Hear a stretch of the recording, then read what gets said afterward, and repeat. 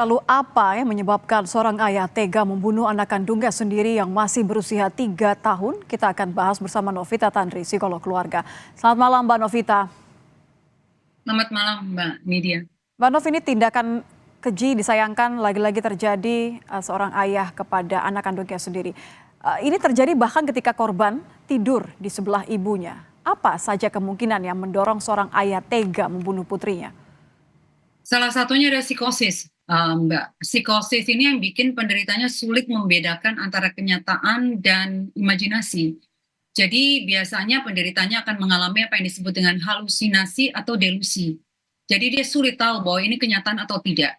Bisa datanya adalah simptom. Dan biasanya yang harus diketahui apakah dia punya penyakit yang kita sebut mungkin salah satunya dengan cedera di otak, Mhm. gitu ya, bisa dari Parkinson, Huntington, kita sebut dengan Alzheimer, atau bahkan tumor dan kanker otak. Ini yang harus diadakan serangkaian tes. Atau dia memang punya yang disebut dengan skizofrenia, Mbak, atau bipolar. Dan yang lain yang saya bisa lihat di sini adalah dengan ASPD, Antisocial Personality Disorder, yang dulu kita kenal dengan nama psikopat atau sociopath.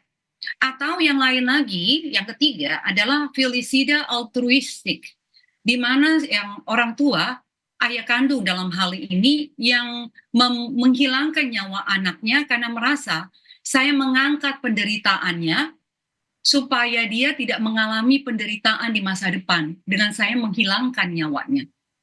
Ini kemungkinan satu, dua, dan yang ketiga Oke. terakhir. Kalau Anda mengatakan tadi adalah kemungkinan-kemungkinan yang tentunya baru bisa diketahui setelah ada pemeriksaan medis. Tapi kalau dari hasil pemeriksaan polisi disebutkan tidak ada cekcok sebelumnya, bahkan malam sebelumnya baru ada kumpul keluarga besar, apakah mungkin gejala ini muncul tanpa ada sesuatu yang terdeteksi sebelumnya? Atau mungkin perbuatan ini terjadi tanpa ada hal yang menjadi pemicu emosi tadi? Sangat bisa Mbak Niti ya, sangat bisa sekali. Dan biasanya tuh tidak terdeteksi oleh orang-orang di sekitarnya karena dia mengalami psikosis atau ada halusinasi dan yang tidak bisa membedakan itu tadi selama bertahun-tahun dan tidak terdeteksi dan tidak terdiagnosa. Karena dalam budaya kita, kebudayaan kita, kesehatan fisik lebih penting atau kita lebih punya kecerdasan itu dibandingkan dengan Ya, kesehatan mental atau lebih jiwa. terlihat. Betul. Dan kecerdasannya kita sudah punyai dari kita kecil sekali, bahwa kalau kita sakit secara fisik, kita ke dokter. Tetapi kalau pada saat kita mengalami gangguan tidur, kita mengalami gangguan makan, kita mengalami apa yang disebut dengan psikosis ini, kita tidak merasa bahwa ini bagian ada sesuatu yang salah dengan saya dan dibiarkan bertahun-tahun sehingga terjadi depresi atau psikosis ini, Mbak. Jadi memang ini menjadi pembelajaran buat kita bahwa apabila di dalam gejala-gejala simptom ini sudah terjadi dengan orang sekitar kita, misalnya bicaranya sudah mulai melantur, tidak sesuai dengan topik, kesulitan berinteraksi dengan orang lain, ada gangguan suasana hati, depresi, mood swing gitu ya, suasana hati yang naik turun dengan drastisnya, gangguan tidur, gangguan makan, kehilangan nafsu makan, kesulitan untuk berkonsentrasi, keinginan untuk menyakiti diri sendiri dan bunuh diri, keinginan untuk bunuh diri, dan ini yang perlu Ditanggapi ditangkap secara oleh serius orang yang begitu ya? terdekatnya. Betul, ditangkap oleh orang sekitarnya untuk langsung dibawa kepada psikolog atau psikiater Mhm. untuk tahu ini gejala apa. Jangan Seberapa sampai. seberapa cepat sih sebenarnya, Mbak Novita ini bisa terdeteksi? Karena kan kalau dari cerita warga terutama ya, mereka tidak melihat ada yang mencurigakan. Pelaku terlihat dikenal sebagai sosok yang penyayang terhadap anak-anaknya. Walaupun memang ada catatan bahwa pelaku sudah tidak bekerja beberapa lama begitu. Mhm. Iya, yang itu juga yang ketiga, yang tadi saya katakan Mbak Nitya, yang disebut dengan filisida altruistik.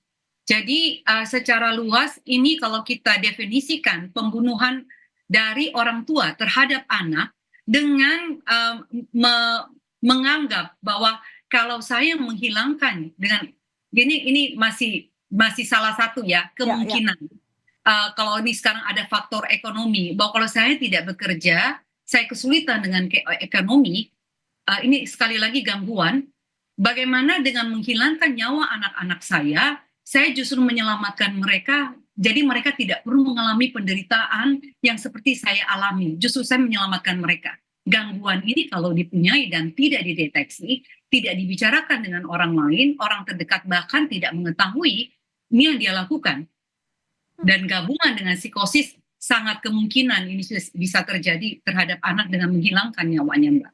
Ini yang kemudian lagi-lagi merupakan salah satu kemungkinan yang membuat seseorang, ayah yang dikenal sebagai pria yang begitu penyayang terhadap anaknya, bahkan tega membunuh anaknya ketika tidur di sebelah istrinya atau ibu dari korban. Sangat bisa, Mbak. Nah, makanya harus ada screening, assessment, serangkaian pemeriksaan, baik secara lab, darah, otak, untuk bisa mengetahui apa penyebab daripada ini. Dan tentunya ini akan butuh expertise secara tim, bukan hanya psikolog, psikiater, dan juga dokter, untuk bisa mengetahui apa sih penyebab kenapa sang ayah ini, apalagi kalau kita tahu dia penyayang kakaknya, dari sekeliling melihat tidak ada masalah dengan dia, untuk mencari tahu lebih dalam apa yang terjadi dengan dia. Saya hanya bisa memberikan kemungkinan-kemungkinan yang kira-kira dari 1, 2, dan 3 tadi, untuk membantu tim nanti untuk melihat dari sisi mana nanti untuk bisa masuk. Oke, selain proses hukum yang tengah berjalan, yang juga menjadi sorotan adalah bagaimana dengan nasib ibu korban. Pendampingan seperti apa, Mbak Nov, yang harus diberikan kepada istri pelaku ini? Pendampingan secara psikolog, dari psikolog sangat-sangat dibutuhkan saat ini, Mbak. Dari keluarga yang terdekat, karena ini sangat-sangat shock sekali kan. Anak yang menjadi anak ibu kandung menyusui di usia 3 tahun, lalu direnggut apalagi dengan orang yang paling dekat. Bahkan mungkin butuh untuk obat-obatan penenang supaya si ibu bisa tidur, bisa istirahat. Karena saya yakin dalam masa-masa seperti ini sang ibu akan mengalami gangguan tidur dan gangguan makan pastinya. Baik, terima kasih psikolog keluarga Novita Tantri sudah bergabung bersama kami di Kompas Malam. Selamat malam, Mbak Novita. Selamat malam, Mbak Niti.